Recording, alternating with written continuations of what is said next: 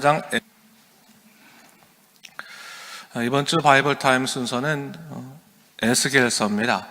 에스겔서는 주전 565년경에 부시의 아들 제사장 에스겔에 의해서 바벨론 땅에서 쓰여진 예언서입니다. 본문 1장 1절에 의하면 에스겔이 30살에 그발 강가에서 부름받았다라고 증거하고 있는데, 당시 유다 백성은 총 3번에 걸쳐서 바벨론의 포로로 끌려왔죠. 에스겔은 두 번째 포로기 때 끌려왔는데, BC 597년경에 유다왕 여호야긴이 바벨론 포로로 끌려올 때 다른 1만 명의 유다 형제들과 더불어서 바벨론으로 포로로 끌려온 사람입니다. 당시 그 나이가 25세 정도 되었고, 그리고 약 5년 후 델 아비브라고 하는 지역에 있었던 그발 강가에서 선지자로 부름을 받게 됩니다. 에스겔서가 쓰여진 목적은요, 이 궁극적인 목적은 사실은 하나님께서 유다 백성들을 회복시키신다. 모든 포로 세월을 지나신 후에, 끝내신 후에 그들을 반드시 회복시키시겠다라고 하는 그러한 회복의 약속이 들어있는 겁니다. 하지만 그보다 앞서서 이 에스겔서는 뭐에 집중하고 있냐면요, 당시 유다 백성들에게 흐르던 조기 기한에 관한 거짓 소망을 깨뜨리시고 하나님 앞에 나와서 아주 철저히 회개케 하시는데 그 말씀의 목적이 있다라고 볼 수가 있겠습니다.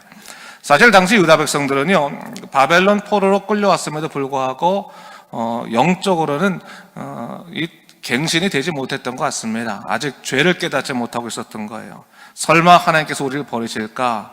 하나님께서 택하신 이 선민, 이 이스라엘 백성을 버리실까?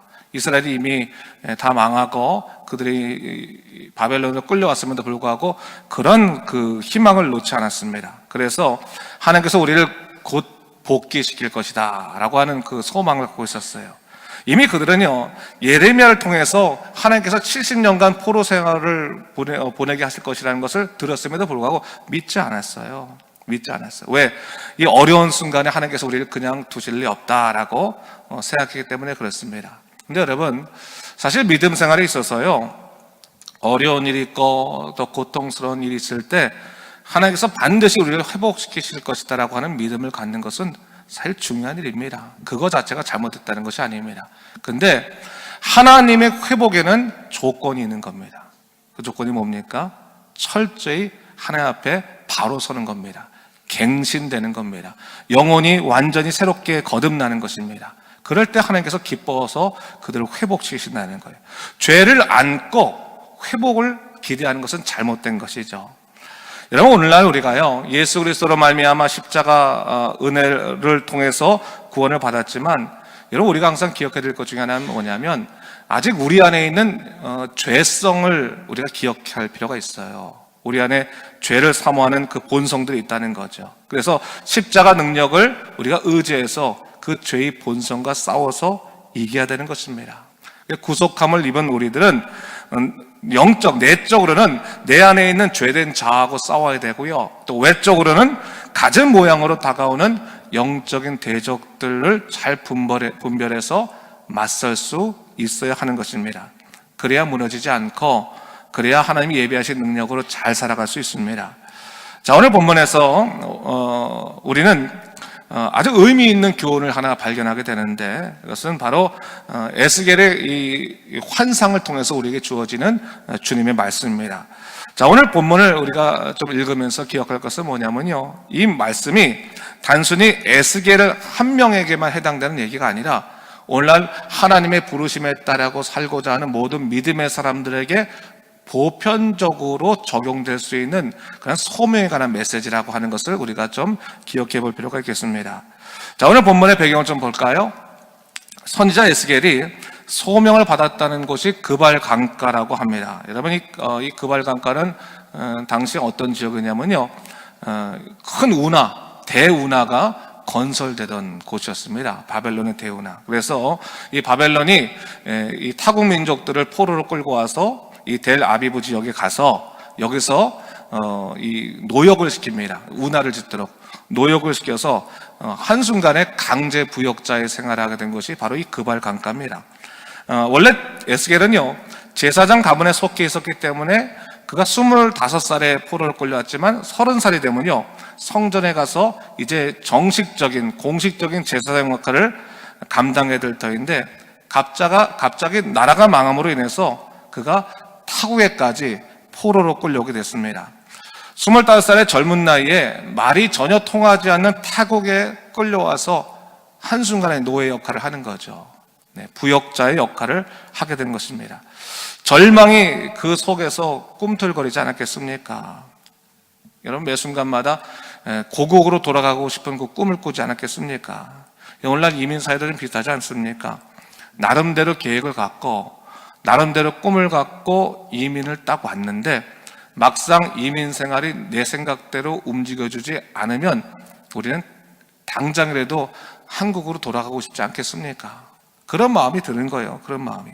오늘 유다인들이 하루하루 포로민으로 살아가면서 항상 꿈꾸는 것이 뭐냐면, 하나님께서 빨리 이 타국에서 이 고통을 빨리 끊어지게 하시고 고국으로 돌아가게 하시면 좋겠다라고 하는 그런 마음이 있었다고 하는 것입니다. 그런데 문제는 뭐예요? 예레미야는 이미 예언했죠. 하나님께서 70년간의 회개의 기간을 두셨다, 단련의 기간을 두셨다라고 얘기하는데, 당시 그들 사이에서 거짓 선지자들이 나오기 시작했는데, 이 거짓 선지자들이 무엇을 말하냐면, 아니다, 하나님은 우리를 사랑하시기 때문에 반드시 우리를 조기에 돌아가게 하실 것이다. 몇 년 안 돼서, 수년 안 돼서 우리는 다시 고국으로 돌아갈 수 있다라고 하는 말씀을 전하기 시작했다고 하는 것입니다. 그런 상황 속에서 오늘 하나님께서 누구를 세우신 거예요? 에스겔을 세웠다고 하는 거예요. 에스겔. 너희들이 빠른 회복을 원하고 빨리 고국으로 돌아가고 싶은 것은 알겠지만, 너희가 철저히 영적으로 갱신되지 않으면 너희에게 진정한 회복의 역사는 없을 것이다 라고 말하는 것이 오늘 성경 말씀의 주제라고 볼 수 있습니다. 여러분, 우리가 하나님의 백성으로 살아가는 데 있어서 회복이라는 것을 항상 꿈꿔요. 회복. 어떤 회복이 가장 중요한 회복일까요? 상황의 회복이 가장 중요할까요? 아니면 영혼의 회복이 제일 중요할까요? 성경의 맥을 흐르는 회복의 가장 절정은 영혼의 회복이 있습니다. 그 영혼이 새롭게 되어서 하나님 보시기에 온전한 믿음의 삶을 살아가게 되는 것, 그래서 구속함을 얻은 우리가 천국 백성이 되어 살아가는 것 자체가 하나님의 이 본심이고 가장 큰 관심이십니다. 근데 오늘 이 유다 백성들이 갖고 있었던 문제가 뭐예요? 그들은 영혼의 갱신에는 관심이 없었다고 하는 거예요. 어디에 지금 회복에 관심이 있었습니까? 삶의 회복, 그들의 상황의 회복에만 관심이 있었어요. 그러다 보니까 영혼의 회복에 대한 부분에 관심을 갖지 못하다 보니까 회개치도 아니하고 그저 그들의 삶 가운데서 자기 죄를 짊어진 채 상황만 회복하기를 바랬다고 하는 사실입니다. 바로 그래서 하나님께서 오늘 이 에스겔을 통해서 철저히 회개할 것을 다시금 가르쳐주고 계신 겁니다. 자, 오늘 하나님께서요, 그런 상황 속에서 에스겔을 지금 세우고 계시는 거예요. 아직까지 영적인 현실을 깨닫지 못하는 유다 백성들에게 에스겔을 세우심으로 말미암아 너희가 정말로 회복을 원한다면 지금 당장 무엇을 해야 될지를 분명히 깨달아야 된다.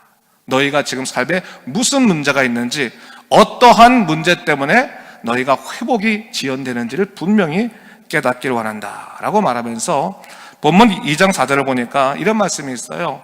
유다 백성에서 하나님께서 뭐라고 말씀하시냐면요, 얼굴이 뻔뻔하고 마음이 굳은 자다 라고 말하고 있어요. 얼굴이 뻔뻔하고 마음이 굳은 자다. 여러분, 하나님께서요, 유다 백성들의 죄를 지적하시면서 그들의 이 죄의 형태의 모습을 얼굴이 뻔뻔하고 마음이 굳은 자다라고 말하고 있는데, 이것은 사실 우리나라 말로 쉽게 더 얘기하면 양심이 굳었고 또 영혼이 메말랐다고 하는 표현이에요. 여러분, 우리 안에 죄가 들어가면 사실 우리는 진짜 얼굴이 뻔뻔해질 정도로 양심이 완전히 굳어버리고 맙니다. 여러분, 정말 무엇이 죄악인지 모르고 죄의 두려움을 모르고 그냥 밖에 나가서 자기가 아무 일도 없던 것처럼 그냥 다니는 모습들, 그것이 얼굴이 뻔뻔한 사람이라고 그러지 않습니까? 양심이 파선맞은 자인 거예요. 여러분, 양심이 파선맞고 나면요, 내가 교회를 다녀도 회개할 이유를 찾지 못할 때가 많아요, 여러분. 근데 그 모든 이유가 어디서부터 등장하는 겁니까? 사실 영혼이 메마르기 때문에 부러지는 거예요. 영혼이 메말라서 돌처럼 그 마음이 단단해지고 나니까 더 이상 하나님 앞에 회개할 것도 없이 그냥 기계적인 신앙생활 할 때가 많이 있다는 거예요. 여러분, 신앙생활은요, 유기적인 거죠. 그렇죠? 관계적인 것입니다. 신앙생활 자체가 살아있는 겁니다. 우리 심령이 살아있는 거거든요. 근데 신앙생활이 기계적으로 바뀌어지게 되면 어느 순간인가 우리의 영혼이 메마르게 되는 겁니다. 그러면 우리가 기도해도 우리 마음속에 아무런 느낌이 없고 그냥 교회에 왔다 갔다 할 뿐이지 우리 안에서 하나님의 영이 살아계신다고 하는 것을 깨닫지 못할 때가 많이 있는 겁니다. 그래서 하나님께서 말씀하여 주시는 거죠. 너희가 새롭게 영혼이 갱신되어야만 너희가 하나님의 사람으로 온전하게 살 수 있음을 증거하고 있는 겁니다. 그 하나의 모델이 누구예요? 오늘 에스겔이라고 볼 수 있어요. 에스겔이 이 유다 백성을 향한, 포로민을 향한 그런 예언자가 됐지만 이 에스겔 자체가 하나님의 백성으로 갱신될 때 어떻게 갱신될 것인가를 분명히 보여주는 하나의 본보기다라고 볼 수가 있겠습니다.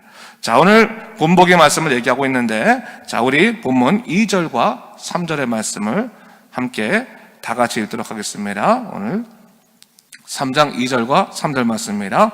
시작. 내가 입을 벌리니 그가 그 두루마리를 내게 먹이시며 내게 이르시되 인자야, 내가 내게 주는 이 두루마리를 네 배에 넣으며 내 창자에 채우라 하시기에 내가 먹으니 그것이 내 입에서 달기가 꿀 같더라 했어요. 여러분, 이스라엘 백성들에게 하나님께서 원하시는 것이 뭐겠습니까? 그 영혼이 회복되어서 정말 항상 그 영혼이 풍성한 삶, 영적으로 풍성한 삶을 살아가는 것이 그들의 꿈꾸는 것 아니겠습니까? 근데 여러분, 영혼이 풍성한 삶을 살아가기 위해서는 반드시 우리 안에 선제될 것이 있는데 그것이 뭡니까? 내 죄를 사함받는 것입니다. 회개하고 하나님의 능력으로 말미암아 사함받는 것이 참으로 중요할 것인데 유다 백성들은요, 얼굴이 뻔뻔하고 그 마음이 굳어 있어서 회개할 줄을 몰랐어요. 그래서 하나님께서 어떻게 합니까? 너희가 회개하기 위해서 무엇을 해야 될 것인가를 우선적으로 가르쳐 주시는 것이 바로 오늘 본문의 말씀이라 볼 수 있어요. 하나님께서 무엇을 말씀해 주고 있는 것입니까? 네 삶의 세상 것으로 채우려고 하지 말고 우선적으로 무엇으로 채우라고 말씀하시는 거예요? 주의 말씀으로 채우라라고 말씀하시는 거예요. 여러분, 우리가 배불러야 될 것이 있으면 밥을 먹고 세상 것으로 배부르려고 하는 것보다 예수 믿는 사람에게 더 중요한 것은 뭡니까? 주의 말씀으로 배부른 삶을 사는 겁니다. 주의 말씀의 기아를 경험하지 않는 겁니다. 여러분, 우리는요, 이 세상 살아가면서 세상 것에 대해서는 굶주리고 부족한 것에 대해서 얼마나 두려워합니까? 돈이 떨어지면 매 순간 두려워해서 어떻게 할까? 내가 이 손해보는 것을 어떻게 채울까? 온주에서 뛰어다니기 바쁘지만 우리의 영혼이 허기지기 시작하는 것에 대해서는 무관심할 때가 너무나 많이 있어요. 인식하지 못하는 채 영혼이 메말라가고 이 메말라가다 못해서 굳어지는데도 불구하고 그 굳어지는 것을 깨닫지 못할 때가 많이 있는 거예요. 근데 여러분, 하나님께서요, 우리를 살리시기 위해서는 바로 다시금 우리의 영혼을 새롭게 하시기 위해서 주의 말씀을 먹어야 된다라고 말씀해 주신 겁니다. 근데 그 주의 말씀의 이 내용이 뭡니까? 2장 10절 말씀 보니까요, 이런 말씀이 있습니다. 제가 한번 읽어보겠습니다. 그가 그것을 네 앞에 펴시니 그 안팎에 글이 있는데 그 위에 애가와 애곡과 재앙의 말이 기록되었더라 했어요.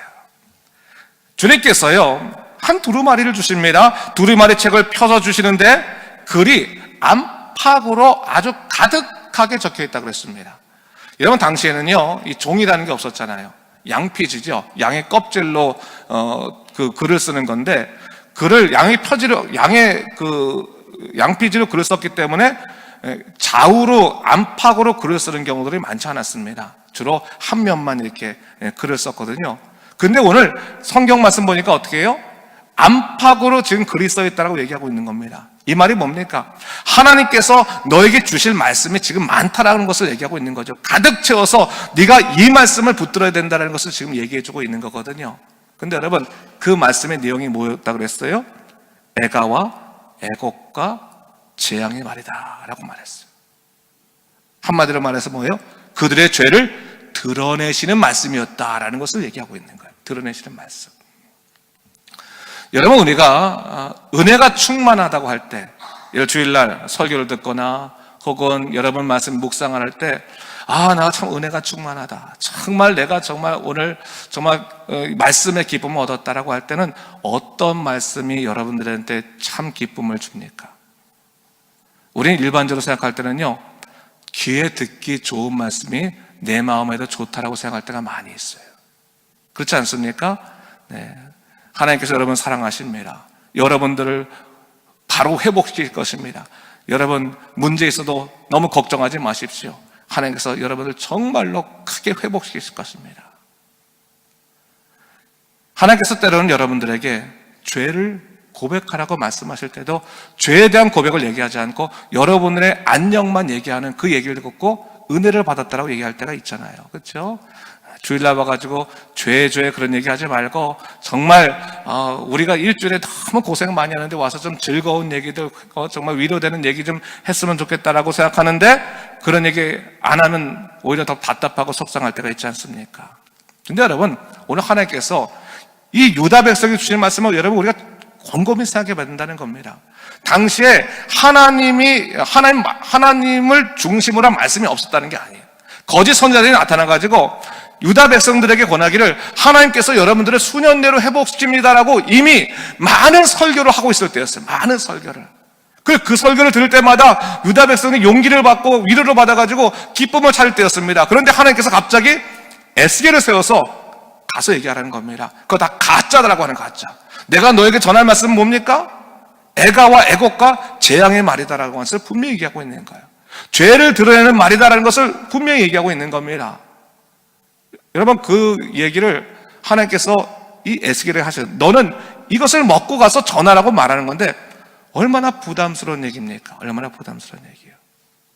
근데 여러분, 오늘 에스겔이 그 부담스러운 애가와 애곡과 재앙의 말씀을 그가 먹었더니 어떤 일이 있습니까? 그 입에 달기가 꿀과 같았다라고 말하고 있어요. 여러분, 신앙인들에게, 그리스도인들에게 진짜 회복은 죄로부터의 자유입니다. 그게 진짜 회복이에요. 죄 사함의 능력을 누리는 것이 가장 큰 기쁨입니다. 그게 오늘 본문에 나와 있는 아주 주 메시지인 거예요. 네 귀에 들리는 좋은 얘기를 들으려고 하지 말고 네 마음속에 감춰놨던, 꽁꽁 감춰놨던 것들을 하나님께서 드러내시고 그것들을 회개케 하셨을 때 너는 그것이야말로 달기로 단 꿀과 같은 말씀을 경험하게 될 것이다 라는 것을 얘기하고 있는 거예요. 사랑하는 성도 여러분, 여러분들이 항상 주님께 기도할 때 하나님, 내 안에 감추어져서 혹시나 내가 마음에 지금 굳어져 있는 이 심령들을 깨트리는 하나님의 말씀을 경험케 하여 주시옵소서 기도하시 바랍니다. 히브리서 4장 12절 말씀에 성경 분명히 우리에게 이렇게 말합니다. 하나님의 말씀은 살아있고 활력이 있어 좌우의 날선 어떤 것보다 예리하여 혼과 영과 및 관절과 골수를 찔러 쪼개기까지 하며 또 마음의 생각과 뜻을 판단하시나니 했어요. 저도요, 성경 말씀 읽을 때 막 놀랄 때가 있어요. 하나님께서 지금 내 마음을 속속 들이시고 마시는 것이 아닌가. 막 부끄러울 정도로 놀랄 때가 있습니다. 근데 여러분, 그 놀라는 마음이 하나님이 주신 축복인 겁니다. 여러분, 굳어져 있으면요 놀라지도 않아요. 메말라 있으면요 반응도 안 해요. 이런 굳어져 있고 메마른 사람을 우리는 죽음이라고 말하는 거예요. 시체나 그런 거예요. 반응 없는 존재는 그건 죽은 거나 마찬가지입니다. 근데 여러분, 살아있다면 당연히 하나님께서 주시는 그 말씀으로 해서 변화가 시작되는 겁니다. 근데 하나님의 말씀은 어떤 거냐? 마치 좌우의 날선 것보다 예리해서 우리 심령에 들어와서 우리를 아프게 하시는 거예요. 우리로 하여금 정말 고통스럽게 하시는 거예요. 우리로 하여금 찔리게 하시고 도전하게 하시고 그래서 하나하나 벗어나게 하시면서 우리 하여금 정말로 변해야 될 것이 무엇인지 깨닫게 하시는 것이 하나님의 말씀이 주는 제일 큰 유익이라는 것을 알아야 돼요. 여러분, 아픈 말씀을 맞이하는 것이 얼마나 큰 축복인지 아세요, 여러분? 너무 아파서 하나님, 내가 이 말씀 때문에 너무너무 아픕니다. 어떻게 할 바를 모르겠습니다. 정말 그 자리에서 대굴대굴 굴러가면서 정말 그 가슴의 아픔 때문에 내가 어찌할 바를 모르는 그 순간이 과연 우리에게 언제 있었습니까? 다시 한번 돌아볼 필요가 있는 거예요. 오늘 하나님께서 그 말씀을 해주는 거죠. 네가 내 말씀 때문에, 내 말 때문에 얼마나 가슴이 아파서 네 스스로가 너를 자복하고 회개했던 때가 언제이냐. 그것이 바로 너를 회복시키시는 놀라운 역사라는 것을 얘기하고 있는 겁니다. 사랑하는 성도 여러분, 말씀으로 배를 쳐는 여러분 되시길 주님의 이름으로 축원합니다. 말씀으로 배를 쳐야 돼요. 근데 오늘 본문에 보니까 여러분 참 재미있는 표현이 있어요. 하나님께서요, 말씀으로 배를 채우라고 하면서 하나님의 명령이 뭐냐면 입을 벌려 먹으라고 하시는 것을 볼 수 있어요. 그래서 2절 말씀도 보니까 내가 입을 벌렸다라고 하는 것을 볼 수가 있어요. 여러분, 하나님 말씀은요, 우리 심령 가운데 들어와서 우리 심령을 완전히 변화시키는 그런 성령의 능력을 수반하십니다. 그러나 하나님께서요, 우리에게 꼭 말씀하실 때 뭘 말씀하시냐면, 그러나 그 말씀을 먹는 결단은 누가 하는 겁니까? 우리가 하는 거예요. 우리가. 입을 벌리는 것은 내가 하는 거예요. 내가 하는 거예요.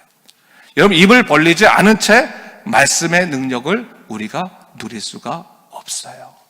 성경을 읽지 않은 채 우리가 영적인 말씀의 깊이를 깨달을 수 없어요. 입을 벌리는 것은 우리들이 해야 될 영적인 몫이에요. 근데 입을 벌리지 않으면서 말씀의 능력을 누리려고 하는 사람들이 많았기 때문에 오늘 하나님께서 다시금 입을 벌리라고 얘기하고 있습니다. 시편 81편 10절과 11절 말씀에 성경은 이런 말씀이 있어요. 나는 너를 애굽 땅에서 인도하여 낸 여호와 네 하나님이니 내 입을 크게 열라. 내가 채우리라 하였으나 내 백성이 내 소리를 듣지 아니하며 이스라엘이 나를 원하지 아니하였도다 라고 말하고 있어요. 하나님께서는요, 입을 벌리면 채우시는 분이심을 믿으시기 바랍니다. 중요한 것은 하나님을 향해서 입을 벌리지 않는 거예요. 하나님을 향해서 기도하지 않는 거예요. 하나님을 향해서 소망하지 않는 거예요. 하나님을 향해서 회개하지 않는 거예요. 하나님을 원치 않으니 하나님을 향해서 입을 벌리지 않는 이스라엘 모습을 하나님께서 안타까워하고 있는 것을 볼 수가 있습니다. 이번 하나님께서요, 입을 벌리는 자에게 그 두루마리를 배워 채우시고 그 두루마리로 말미암아 진짜 인생의 행복이 무엇인지 우리를 깨닫게 해주시는 것입니다. 사랑하는 성도 여러분, 여러분들이 주의 말씀을 사모한다고 하는 것은 단순하게 교회에서 무슨 프로그램을 하니까 참여하라는 그런 차원의 문제가 아니에요. 여러분의 생존의 문제를 하나님에게 둬야 된다는 것을 얘기하는 거예요. 하나님께서 여러분의 생명을 주관하시기 때문에 하나님 붙들지 아니한다면 세상에 어떠한 것도 여러분들을 살릴 수 없다고 하는 것을 인정하라는 거예요. 거기서부터 주의 놀라신 능력이 나오는 것입니다. 자, 오늘 본문에 보니까요, 하나님께서 이 에스겔에게 주의 말씀을 두루마기를 주신 다음에 그 놀라운 두 번째 사명을 주신 것을 볼 수 있어요. 4절과 5절에 이렇게 나와 있는 것을 볼 수 있습니다. 제가 읽도록 하겠습니다. 그가 또 내게 이르시되 인자야 이스라엘 족속에게 가서 내 말로 그들에게 고하라. 너는 언어가 다르거나 말이 어려운 백성에게 보내는 것이 아니요 이스라엘 족속에게 보내는 것이라. 너를 언어가 다르거나 말이 어려워 네가 그들의 말을 알아듣지 못할 나라들에게 보내는 것이 아니니라. 내가 너를 그들에게 보냈다면 그들은 정녕 네 말을 들었으리라 라고 얘기하고 있어요. 하나님께서요 이스라엘 백성들을 사랑하셨습니다. 유다를 사랑하셨어요. 그래서 이 에스겔을 세우시는데 에스겔에게 먼저 말씀을 먼저 깨닫게 하시는 거예요. 그런 다음에 어떻게 합니까? 네 동족들에게 가서 말씀을 전해야 된다라고 말씀해 주시는 거예요. 저는 이 말씀을 곰곰이 묵상하고 또 주석을 찾아보다가 하나님께서요 왜 이렇게 말씀하실까 생각해 봤어요. 왜냐하면 당시에 그 에스겔이 있던 그 나라는 바벨론 나라잖아요. 그렇죠? 언어가 다른 언어를 쓰고 있는 거예요. 그러니 언어가 뭐 수월치 않겠죠. 그것 때문에 이 에스겔이 겁이 날 수도 있겠죠. 그때 하나님께서 말씀하시기를, 야, 나는 그들에게 보내는 것이 아니라 나는 너 이스라엘 백성들에게 보내는 것이야 라고 말하면서 안심시키는 것이 아니라는 거예요. 본문을 읽어보니까 뭐예요? 너희가 동족 이스라엘에게 가더라도 너희가 그들이 네 말을 듣지 않을 거야 라고 하는 것을 먼저 말씀하시면서 영적으로 준비시키는 것을 볼 수 있어요. 사랑하는 성도 여러분, 저는 이 말씀을 곰곰이 묵상해 보다가 그런 생각이 들었어요. 복음을 안다고 생각하면서 복음을 알지 못하는 백성들에게 하나님이 보내시면서 주시는 말씀이거든요. 전혀 복음을 모르는 이방인들이 아니라, 불신자들이 아니라 복음을 안다고 생각하면서 아직 복음을 알지 못하는, 다른 말로 예수 그리스도를 안다고 생각하면서 예수 그리스도를 인격적으로 만나지 못한 자들에게 보내시면서 너는 그들에게 가서 복음을 전해야 돼 라고 지금 말씀해 주시는 겁니다. 사랑하는 성도 여러분, 우리는 교회 안에서 성도들끼리 얼마나 많은 복음에 관한 대화를 하고 있습니까? 정말로 우리 교인들 모두가 예수 그리스도의 복음으로 말미암아 변화된 인생을 살아가고 있다고 믿으십니까? 정말로 다 예수의 제자로서 믿음으로 지금 당장 죽어도 천국 갈 수 있는 그런 믿음을 소유했다고 여러분 다 생각하십니까? 솔직히 여러분 마음을 돌이켜보세요. 돌이켜보면 그렇지 않다라고 생각하는 분이 대부분일 거라고요, 사실은. 그렇죠. 당장 내가 우리 남편과 아내를 생각하고 우리 자녀를 생각할 때도, 야, 얘가 지금 당장 하나님이 오셔서 지금 그 생명을 데려가려고 하면 우리 애가, 우리 남편이, 우리 아내가 천국 갈 수 있을까? 하나님 나라 갈 수 있을까? 그런 생각 할 수 있잖아요. 근데 여러분, 그들에게 말씀 전하십니까? 그 영혼의 안타까움으로 말씀을 전하고 있어요? 듣든지 듣지 않든지 주의 말씀을 서로 나누면서, 주의 말씀 전하면서 하나님 똑바로 믿어야 됩니다, 하나님 붙들어야 됩니다 라고 지금 우리가 말하고 있습니까? 오늘 바로 하나님께서 에스겔을 세우셔서 그 얘기를 하고 있는 거예요. 에스겔, 너의 소명은 복음을 안다고 생각하면서 복음을 알지 못하는 백성이 가서, 바로 내 백성이 가서 주의 말씀을 가르치고 전해서 새롭게 서도록 너에게 내가 지금 사명을 주는 것이다, 복음을 전하게 하는 것이다 라고 얘기하고 있는 겁니다. 사랑하는 성도 여러분, 주의 말씀을 배우셔야 되고요, 주의 말씀을 전하셔야 되는 것입니다. 성도들끼리 서로 영적으로 깨우치도록, 영적으로 깨어나서 서로 계속해서 도움을 주셔야 되는 거예요. 여러분, 세상 지식도요, 시간이 지나면 다 잊어버려요. 아무리 호주에 살아도요, 영어 공부 안 하는데 영어 실력이 늘겠습니까?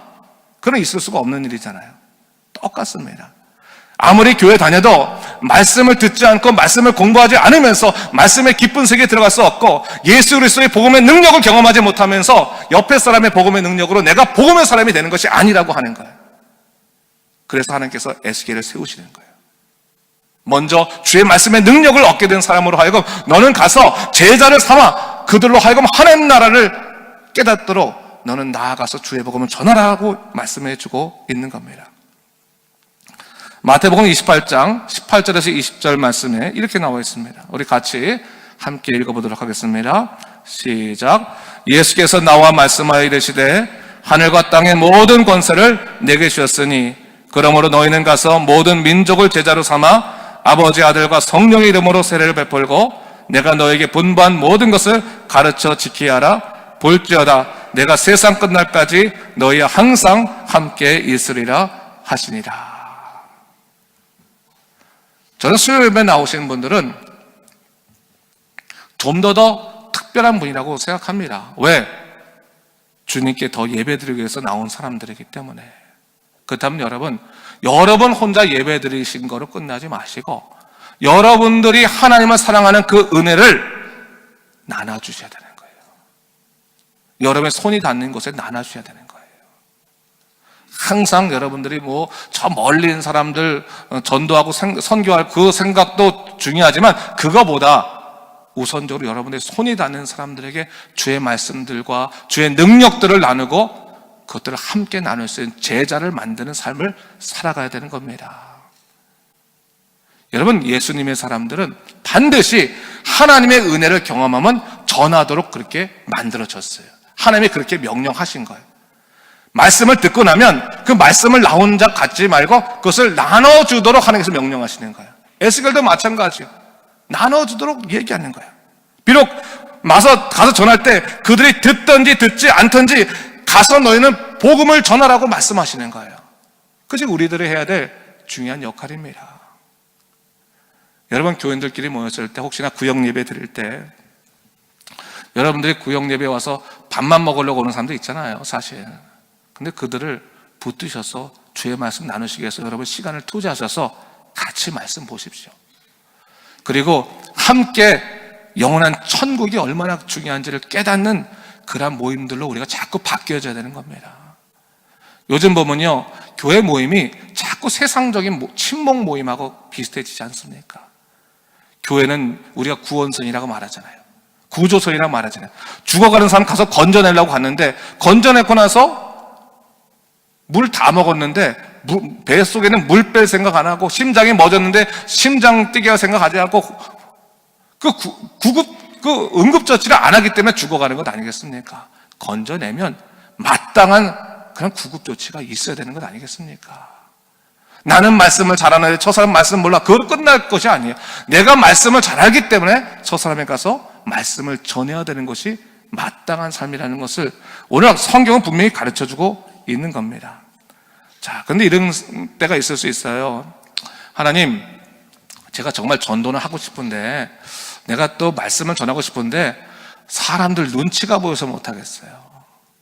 내가 혹시나 이렇게 또 가서 말씀 좀 공부하자 그러고 또 주의 말씀 나누려고 하면 당신만 예수 믿었습니까? 혼자 예수 믿었구나. 얼굴이 부끄러워서 내가 도대체 할 수 없어요. 이런 부끄러운 마음이 들 때가 많이 있잖아요. 언제부터 예수님 믿었다고, 언제부터 공부했다고 갑자기 그럽니까? 그렇게 얘기할 수도 있잖아요. 근데 여러분, 걱정하지 마십시오. 오늘 본문에 보니까 성경에서 이렇게 얘기하고 있습니다. 8절과 9절 말씀 다 같이 한번 또 읽어보도록 하겠습니다. 시작. 보라, 내가 그들의 얼굴을 마주보도록 네 얼굴을 굳게 하였고 그들의 이마를 마주보도록 네 이마를 굳게 하였을 때 네 이마를 화석보다 굳은 금강석 같이 하였으니 그들이 비록 반역하는 족속이라도 두려워하지 말며 그들의 얼굴을 무서워하지 말라 하시니라 했어요. 여러분, 우리가 복음을 아는 민족이라면, 복음을 아는 믿음의 사람이라면 사람들에 가서 복음을 전하는 것을 두려워하지 말아야 되는 거예요. 하나님께서 오늘 약속하셨어요. 너가 가서 복음을 전하려고 할 때 네 얼굴을 굳게 만들겠다라고 했어요. 네 얼굴을 그들과 마주보도록 화석보다 굳은 금강석 같이 해주겠다라고 하는 거예요. 두려워하지 말라, 떨지 말라라고 말씀하시는 거예요. 여러분, 하나님 그냥 의지하시고요. 저는 우리 교회가 자꾸 말씀이 전해져야겠습니다. 우리 1:1 제자양육도 앞으로 이제 더 양육도 많아지고 또 이제 우리가 큐티도 더 많아지고 그러면 정말 그렇게 자꾸 가서 헤매는 사람 붙잡고 자꾸 말씀 나눠야겠습니다. 복음을 전하고 자꾸 복음의 사람으로 커 나가도록 서로 돕는 사람이 되겠습니다. 두려워하지 마시고 하나님께서 우리들에게 약속하신 거예요. 네가 가서 말씀을 전할 때 내가 너를 마음을 담대하게 해주겠다고 약속해 주셨어요. 그 말씀에 의거해서 우리가 가야 되는 것입니다. 중요한 것은 뭡니까? 우리는 꼭 이런 게 있잖아요. 내가 잘해야만 한다고 하는 또 강박관념이 있잖아요. 혹시 내가 잘못하면 하나님께 영광 돌리지 못하지 않을까, 또 괜히 막아지지 않을까라고 하는 그 두려움도 있지 않습니까? 그것도 여러분 우리가 10절과 11절 말씀 한번 같이 보겠습니다. 시작. 또 내가 이르시되 인자야, 내가 내게 이를 모든 말을 너는 마음으로 받으며 귀로 듣고 사로잡힌 내 민족으로 가서 그들이 듣든지 아니 듣든지 그들에게 고하여 이르기를 주 여호와의 말씀이 이러하시다 하라 했어요. 오늘 뭘 말씀하시는 겁니까? 너는 마음으로 주의 말씀을 받고 그리고 가서 그들이 지금 듣든지 듣지 않든지 그들에게 주의 말씀을 구하라라고 말씀해 주는 거예요. 여러분, 우리는 우리가 하는 사명만 잘 감당하면 돼요. 하나님께서 우리를 직분자로 세우실 때, 하나님께서 우리를 말씀의 사람으로 세우실 때 왜 세우셨을까요? 왜? 영향력을 끼치라고 세우신 거 아닙니까? 근데 직분 받고도 영향력 하나도 안 행사하는 사람으로 남을 것 같으면 직분 받을 이유가 없는 겁니다, 여러분. 하나님께서 영향력을 행사하라고 주시는 거예요. 말씀을 먼저 주신 것은 말씀을 전파하라고 주시는 거예요. 가르치라고 주신 거예요. 그렇다면 여러분, 가만히 있는 것을 여러분, 여러분의 일이라고 생각하지 마시고 여러분 스스로가 주의 복음을 전하고 주의 말씀을 가르치는 일을, 그래서 하나님이 나를 세우신 그 이유를 증명해내는 삶을 살아가야 되는 겁니다. 하나님은 나를 세우셨는데 나는 하나님의 세우심에 따라가지 못하는 삶을 살아가면 여러분, 그것도 시간 낭비라고요. 시간 낭비인 거예요. 내가 직분자가 되어서, 내가 하나님의 사람이 되어서 내가 혹시나 시간을 낭비하고 있지 않나를 돌아보고 하나님의 기대에 부응할 수 있는 믿음의 사람 되게 하시고 주의 말씀을 전할 수 있는 사람 되게 하여 주시옵소서. 부끄럼 없는 복음의 전파자가 되게 하여 주시옵소서. 기도하시면서 여러분, 오늘 우리가 이 에스겔을 통해서 다시 한번 하나님이 나를 세우셨다는 것을 믿고 주의 복음을 굳건히 전하는 믿음의 사람 되시기를, 또 영적으로 영향력 끼치는 사람, 난 우리 집사님만 보면 정말 믿음 생활 잘하고 싶다. 나는 우리 권사님만, 우리 장로님만 보면 정말 내가 믿음 생활하는 것이 열심히 하는 것인지를 정말 깨닫겠다라고 하는 그 영향력을 끼칠 수 있는 모범이 되고 정말 영혼을 살리는 귀한 역사에 사용된 여러분 되시기를 주님의 이름으로 축원합니다. 기도하겠습니다. 주 하나님 아버지, 참으로 감사합니다. 하나님, 오늘 에스겔의 말씀을 통해서 다시 한번 우리가 해야 될 사명의 삶이 무엇인지를 깨닫게 하신 것 참으로 감사합니다. 하나님이 나를 세우셨는데 과연 나는 지금 영향력 있는 삶을 살아가고 있습니까? 주의 복음을 전하게 하여 주시고 내 능력이 있든지 없든지 주님의 능력에 의지하여 그들이 듣든지 듣지 않든지 주의 말씀을 굳건히 전할 수 있는 믿음의 사람 되게 하여 주시옵소서. 하나님이 주시는 이 기회를 놓치지 아니하고 영혼을 살리는 믿음의 사람으로 굳건히 서도록 인도하여 주시옵소서. 감사드리며 이 모든 말씀 예수님 이름으로 기도드립니다. 아멘.